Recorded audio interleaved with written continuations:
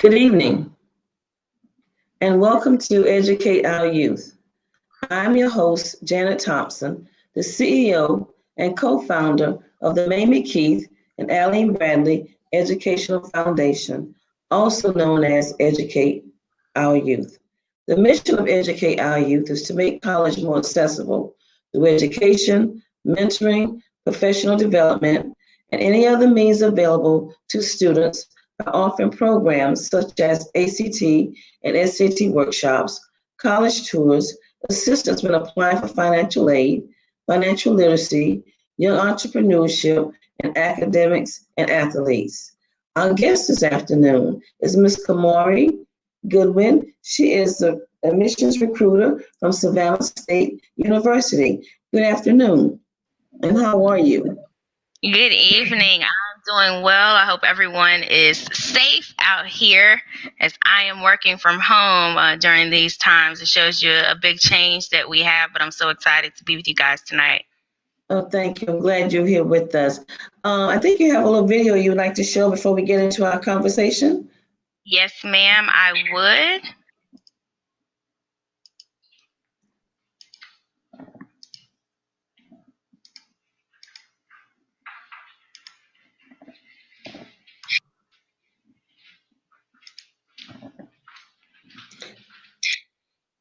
We tell our students to dream big. They can aspire to careers that are seriously impressive. Right now, we have an experiment being tested in the International Space Station. I recently had the chance to present my work on Goodwin's dolphins at the International Conference in Hawaii. The research opportunities here are amazing. Over 80% of all the for African Americans comes from Savannah State University. Every day is a new experience. Every day is a discovery. You definitely feel like you're a part of something big. It builds you as a person. Savannah State University. Smart, bold, proud. With 3 colleges and 1 school, students can choose from a variety of undergraduate and graduate degrees. I'm a marine science major, Forensic science, mass communication, and Homeland Security and Emergency Management. My major is theater. Business management. I'm studying to become a high school teacher and a high school softball coach. To be a medical doctor. To become a radio and television personality. To further my career in public relations and advertising. When it's very easy to get in touch with your professors, they're always there ready to talk to you. They actually get to know you on a personal level. They actually put you in the field and they will give you the opportunity to see what work will be like. So I'm getting a combination of real world experience and classroom experience. Students here at SSU are doing research with big organizations such as NIH, NASA, and National Science Foundation. Our study abroad department is huge. There are trips going to Ghana, Thailand, and Brazil almost annually. The opportunities to explore the world at Savannah State are limitless. Savannah State University is a great place to be, no matter where you are in life.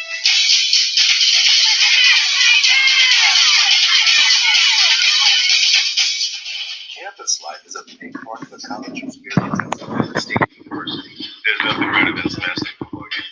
I'm a huge fan of SSU athletics, and the best thing is they're all free for students. Our sports in it are so lively and exciting. Everyone cheers, everyone gets really loud.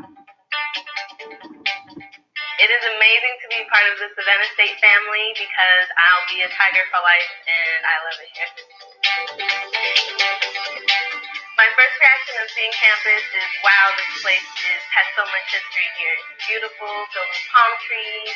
The atmosphere here on campus is very open, very inviting. There are many ways for you to become involved on Savannah State's campus. As a Hispanic, I'm glad that Savannah State is so inclusive of other cultures and that there are a lot of student organizations for us to join and be a part of. Living in the dorms makes forming study groups easier, as well as living away from home because you are around your peers.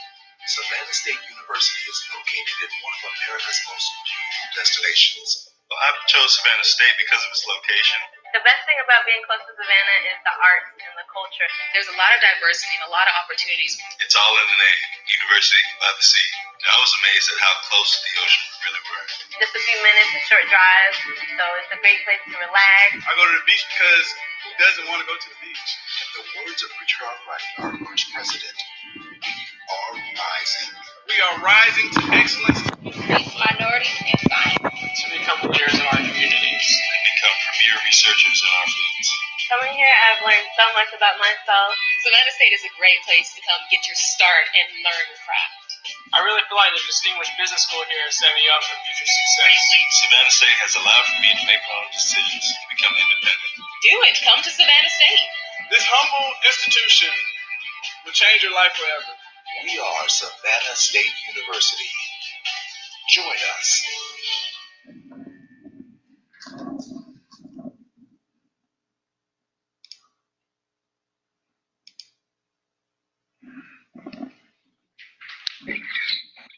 I worked in higher ed before retiring and with the TRIO program, and we toured Savannah State. So it's a nice campus. I loved it.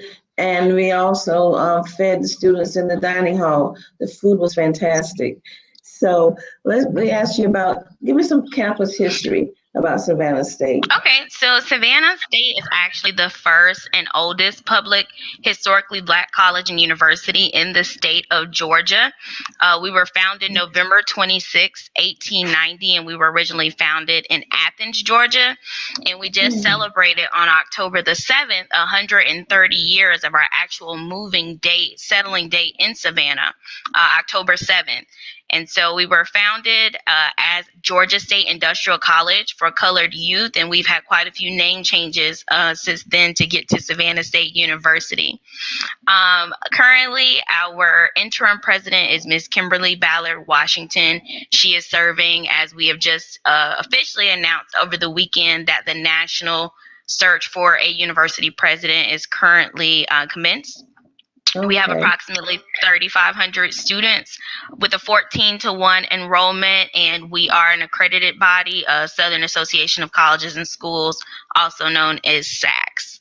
Right. Okay. So your academic programs, tell me about them. I'm pretty sure they cover your freshman, sophomore, junior, senior. What is it like? What are they, I should say? Okay, so our academic programs are broken up into 4 colleges. We have the College of Education. We have the College of Business Administration, also known as COBA. We have the College of Liberal Arts and Social Sciences, also known as CLASS.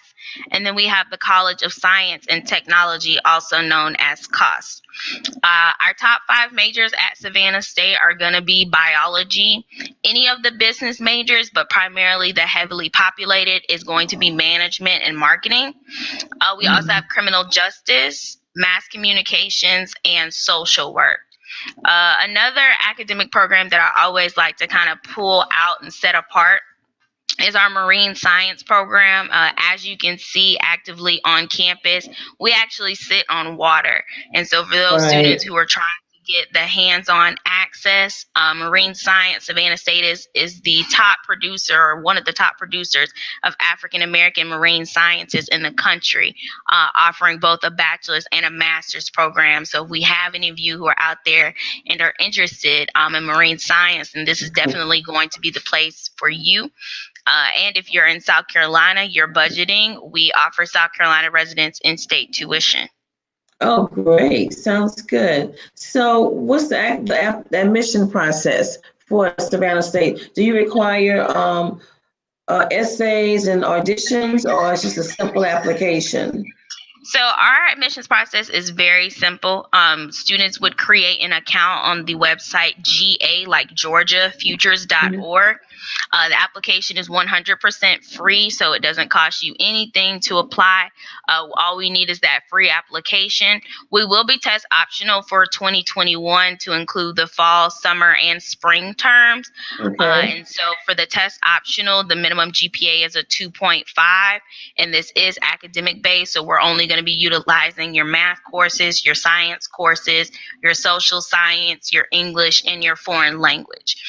We will still do regular admissions, so for those students who are taking the SAT or ACT, feel free to submit those. The minimum requirements for the SAT is going to be a 480 in the evidence-based reading and writing and a 440 in the math. And on the ACT, it's going to be 17 English or reading, 17 math, and the minimum GPA for regular admissions is going to be a 2.0. Okay, so in some universities, because of the COVID, what's going on in COVID, the SAT was not a requirement, or the ACT, but they would do placement tests once the students arrive on campus. How does that affect your school, your university? So the test optional for us, as I just said, if you're going test optional, you have to meet the minimum requirement for that Okay. area. And if Okay. you will be taking SAT or ACT, then you have a better chance with the GPA, because it starts as low as a 2.0. But for those students, us being test optional, that's our GPA set requirement. So you pick on the application. It does not actually require you to denote whether you will go test optional. All of our applications right now are being reviewed as a test optional application. Okay. So I know you said South Carolina was, I think they're not, out of state tuition is not required for South Carolina students. Is that what you said? Yes, ma'am. So we have what's called the border state waiver at Savannah State. We offer in-state tuition to all residents of Alabama, Florida, South Carolina, and currently Tennessee. And so as long as students have been a resident of that state for at least one consecutive year prior to the first day of classes, the term that they're starting, then that student would be eligible for the border state waiver. We just have an application. We request 2 simple documents, and you submit that information, and then we get that coding out there for you to receive in-state tuition. Oh, that's great. That's great. So what's the percentage of students that graduate within a 4-year term at Savannah State? So in terms of our graduation rate, they're normally on a 6-year. Retentions and graduation rates are normally on a 6-year. So right now we're at about 40%. Retaining, from what I see, is typically financial based. Students do have to be prepared to make a 4-year commitment, and that's kind of where some students end up falling off, is because they can get by the first year and second year, but then when it starts to kind of get knee deep and you actually are starting those big major courses, the finance piece is where we have a lot of students that halt. And so our foundation is working hard to raise those scholarship dollars. We have a current campaign going on, so make sure that you go out and visit our website. If you're interested at all, you don't have to be an alum. You can just be a giving person. We do not turn down money, but our students need scholarships. So that is our number one thing we're trying to work to increase right now. Right. So you do offer scholarships, academic, athletics? Yes, ma'am. All areas. Our scholarship process, I'll talk a little bit about FAFSA. FAFSA is opened. It opened on October the 1st. And so in terms of our financial aid code is 001590001590. So make sure that if you're interested at all, if we are in your top 10 or we move to your top 10, that you list us on your FAFSA, and do them as early as possible. Again, I just mentioned, financial literacy and financing your education is one of the most important parts. You can get accepted to a school, but not having the money to pay for it is going to be a major issue. So encouraging everyone to complete their FAFSA as early. Do it as a Christmas present, birthday present. Our institutional scholarship process is based off students completing their FAFSA. And so you have to have completed the admissions application and been accepted. And then your FAFSA has to be received in our office. We've had to already process if you were pulled for verification or anything of that matter. All that information is streamlined once you have been accepted. And so an accepted student is able to go in and apply for the general scholarship application. Okay. So let's talk about student life, your organization and clubs. But in the course of COVID-19, how is the university, and are y'all hybrid? Or your brick and mortar, what's going on, and how does the students interact when it comes to student life and organization? We have a little bit of everything going on right now. We're celebrating a virtual homecoming. For our students and for our, obviously our freshmen, they're upset because it's not what you've heard everything about over the course that you come into school. You don't get that same experience. But our student life team has worked tremendously hard in ensuring that our students are still getting their quote unquote student life or their full college experience. We do typically have a lot of WebEx virtual events throughout the week. And then student organizations are still able to hold actual meetings and things on campus. It just has to be in a socially distant world. So they've capped a lot of their events, certain numbers based obviously on the space and capacity. They've done a lot more things outside. We've had a couple food truck days, so students can kind of be out and about in the circle and things of that nature, but still trying to give them an experience on campus physically so that they don't have to go out the gates and, risk trying to get COVID. We want to keep it compartmentalized so that as less students contract as possible, our students are here for the rest of the semester. Great. Yeah, that's a good thing because we don't know when this is going to go away. Right. So, and as parents, I'm pretty sure they want to know that the children are protected and safe, Yes. So I see you have a basketball team, football team. Let's talk about the athletic department. Okay. Who do you guys play against? So we are a NCAA Division II school, and we are in the SIAC, also known as the Southern Intercollegiate Athletic Conference. We have men's and women's sports. For our men's sports, we have baseball, basketball, cross country, football, golf, and track and field.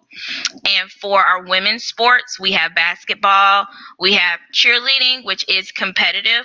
So we are actually the first HBCU to win a cheer sport national championship. So if I've got any competitive cheerleaders that are watching today, to make sure you take down our contact information so we can get you on that list to receive that cheerleading information about that national title team.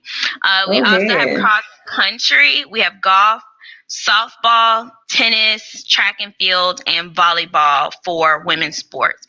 Schools we play are going to be primarily your Southern HBCUs, Morehouse, Clark Atlanta, Albany State, Fort Valley State. So we have now moved down to Division II into a different conference, but that allowed us to play a lot more games that are kind of closer to home because we used to have to do a lot of travel to get to the other schools in the other conference. Okay. So do y'all have internships for your students to travel abroad or internships for local businesses in the Savannah area? Yes, we do. And then we also encourage student employment and work study across campus and off campus. I myself, in my office, I have 5 interns, and then I have general student workers. So my interns assist us with our social media. So depending on what major you're interested in, there may or may not be an office on campus physically that you can actually intern with or work. I was a student worker. I worked in the Office of Admissions, so I kind of grew up on the admissions side, hence why I'm an admissions recruiter. But yeah, so we currently engage that, and then we do have a counseling, a career center, and so they assist students with placement. We actually have an upcoming college and career or graduate school and career fair on next week, and so they're still accepting vendors, but there's a list and information out on social media. Should there be any organizations watching and be interested, or just anyone trying to see how that process works, then it is free to register for the event. And then there's also a vendor fee if any organizations are out there and want to hire our upcoming Savannah State graduates that we'll have walking across the stage in 30 days. Okay, all right, early graduating in December. Okay, so tell me how accessible are administrators, the registrar's office, financial aid office? How accessible are they to the students? So everything, even under COVID, we've still been accessible. We still are kind of on a telework basis. And so to limit the capacity in the office, students have the ability to make an appointment. We use a system called QList. And so once that student logs in, and that next person is ready, they'll call the student back. But all of us are accessible. We're in one building. Enrollment management is in one building outside of our academic advisor, since their office is pretty large. But everything is pretty much accessible. We're on the main portion of campus, not too far from the cab. So it's easy to get a hold, go eat lunch and go see financial aid before walking back to your room on the other side of campus. So definitely very accessible. I got you. So are your classes lecture-based or discussion-based, your classrooms? So it's going to depend on the professor, but I will probably say that we are 50-50. A lot of the things that COVID has kind of challenged is, for some professors to change up their teaching style so that they don't have to sit on the computer for pretty much, 8 hours in terms of actual class time, and see the same thing. So we've gotten a lot of versatility from COVID, and I think our professors actually appreciate that a little bit more. I'm sure they do. So, let's see. So housing and resident life, students can live on campus and I choose to live on campus, but do they have a choice they want to go off campus? And if so, what year can they do that? I know some colleges don't allow freshmen to live off campus. Does your university? So we actually do not require freshmen to live on campus. It's not required, but it is highly recommended. Yeah. I am a firm believer, especially for those students who are coming from out of state. You don't know the area, and it's not to say that Savannah's a bad area, but you don't know the area, very unfamiliar territory outside of you coming to visit our campus on a campus tour. You don't get to see everything that Savannah offers, but you do have the ability, being on campus and becoming acclimated with everything that's on campus before you leave and go off campus and become acclimated with everything that's off campus. Right. So staying on campus just definitely has its benefits. I got the best of both worlds. I spent 2 years on campus, and then the last 2 years I stayed off of campus. So just for me, like I said, for freshmen, regardless of what school you go to, mandatory or not mandatory, unless housing is completely full and you can't get in, stay on campus. The experience is going to be worth it. Right. The experience and the safety of it all, I think. Yes, Yeah, we are. Go ahead. No, I would rather know that my freshman was on campus because of so many things going on now in the world and in this country. And campus, no apartment until maybe senior year, Right. Yeah. So financing and your tuition and financial aid. I know we talked about scholarships, but financial aid is available to all students that's in need, right? You have a need base? Yes. Okay. How does that, tell me about that? So it's going to be the same process again when I talked about early action on completing the FAFSA, because about 90% of our students are Pell eligible, that they show that need. Students have to complete that process early in order to be eligible for that need base. Okay. Because I know that they're offering some webinars now for FAFSA, so hopefully that, and I posted that on our Educate Our Youth website, so hopefully the parents will notice it because it's early for the spring semester for those students that want to file for FAFSA or start school in January. So tell me, the cars are allowed? How many students can you have cars on your campus? Students? Yes, all students can drive. Freshmen are not prohibited. We don't have any real prohibiting factors for us. Pretty much everybody. We're not all free for the world, but we don't have a whole lot of mandates. Again, it's your experience and you have to kind of take it for what it is and make it what it is.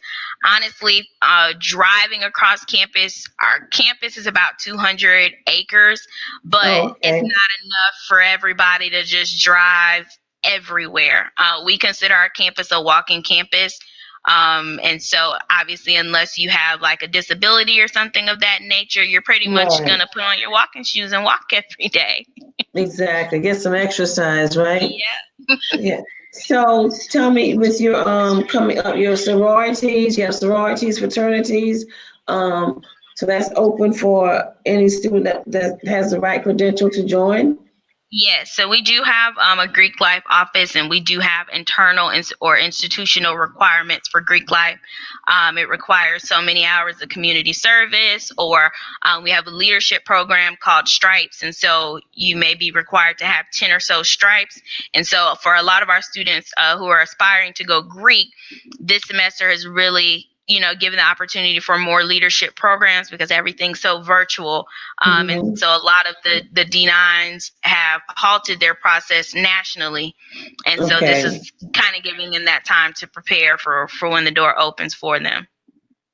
Now, some of the universities have, let me get my thoughts together. They have different programs where as a freshman can come in with certain GPAs, if the GPAs is high enough or the SAT is high, and they're pretty much housed in a location. It's like the scholars programs. Do y'all have a scholars program on your campus? So we do have an honors program, and hours are typically capped at about 25 people per incoming class. So they have a set number within their program, and they bring in, so many based off of the seats that are empty. They do have a specialized housing in our building, Camilla Hubert Hall. And so that's where they will stay even if they are not accepted into the honors program, but they still have that whole high profile in terms of the test scores, SAT or ACT, and the GPA. They'll still get that ability to partake in those events. Oh, okay. So tell me, you've given us a lot of history. You've given us about student life organization clubs. Tell me, why should a student apply for Savannah State University? Well, I just like to hit on the fact that we are a very affordable, but we are a hidden gem. I just had a fair last night where I said kind of something similar about us being a hidden gem. And the host was definitely understanding, having visited Savannah, the history that just the city has itself and how it ties into Savannah State is just so much to be proud of. There's still so much that I haven't learned or something new that I learn as time goes on about how valuable our campus was. I want to say our location, we are in a hot spot. I mean, it's a tourist town, but we are 20 minutes away from the beach. And like I said, water's in our backyard. We sit on a marsh, and we have those amazing marine science students who are studying the land that we are actually on. And so I think the location, the beach, for those students who are coming from up north and trying to get out of that cold and snow is how I typically sell them with, as being, you can go to the beach in December and it's not going to be 25 degrees, to be like 60 degrees, you can go to the beach. And then just the programs that we offer, our communications program is one of 2 accredited in the state of Georgia. So Savannah State and University of Georgia have the only 2 accredited communications programs. So just the background history, once you kind of get into it, and for those students who are watching, I want you to go out and create a custom view book so that you can see all the information that's entailed and detailed about the majors that you're interested in, the clubs and organizations and the athletics. You mentioned international students or International Student Association. We have one of those. We do have study abroad. I studied to China for 2 weeks in 2015. So lots of opportunities there. And it's just, again, that hidden gem. There's so much that we have that obviously it takes a lot to share our story, but given organizations as yours that allow us to come and just give the bare details for people to be interested and want to get in depth, that's what matters. Right. And listen, don't leave out the food. The food is fantastic. Yes, the food. The food is fantastic. We are in a port Savannah. city, so that fresh seafood that everybody's looking for. Like I mentioned, the history downtown in the historic district and the river sites and things of that nature. From even when I got to Savannah in 2012 and now 2020, it's groomed and bloomed so much since then. So there's always something to do. We're not, out in the cornfields. We're in a city that has a lot to do, and that's on and off campus, like I said. Right. Well, Savannah State is a great university. Educational talent search to Savannah State. And Savannah in itself is a beautiful city. I've been there several times. I visited the first Black Baptist church in America, so it has a lot to offer. And so I appreciate you joining me this afternoon to talk about your university. I love it. It's a nice place. It really is. The university and the city is two great places. Yeah. That's So, right. yeah, and I really appreciate you joining me today. And enlighten our viewers about what it's like to be a part of Savannah State. Yes, ma'am. And if you don't mind, I have just one more video that's going to show some recent drone footage, just about 2 minutes, so that people can kind of see the university that I'm putting out here for the world to see. I just want you to see how beautifully laid out our campus is. That would be great. That'd be great. All right, let's see.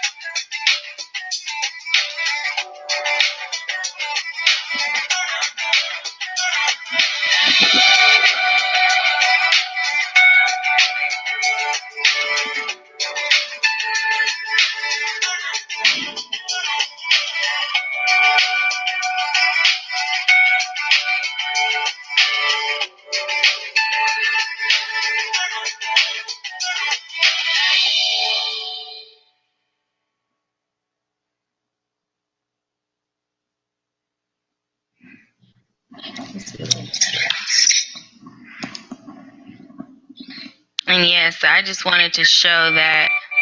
It wants it wants to play again. It was so good.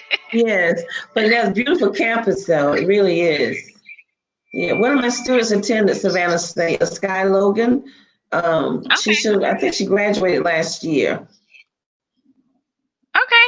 Yeah, I mean, South Carolina I loved being in South Carolina and recruiting the students there. They have a different type of enthusiasm, I'll say. And even one of my, I guess, my favorite students, they are from Myrtle Beach, South Carolina. So I'm definitely familiar with the area, and we go to Charleston and Columbia, a lot of the hot spots. I know there may be viewers from all over, but definitely want to make sure that we understand that we do recruit heavily in the South Carolina area.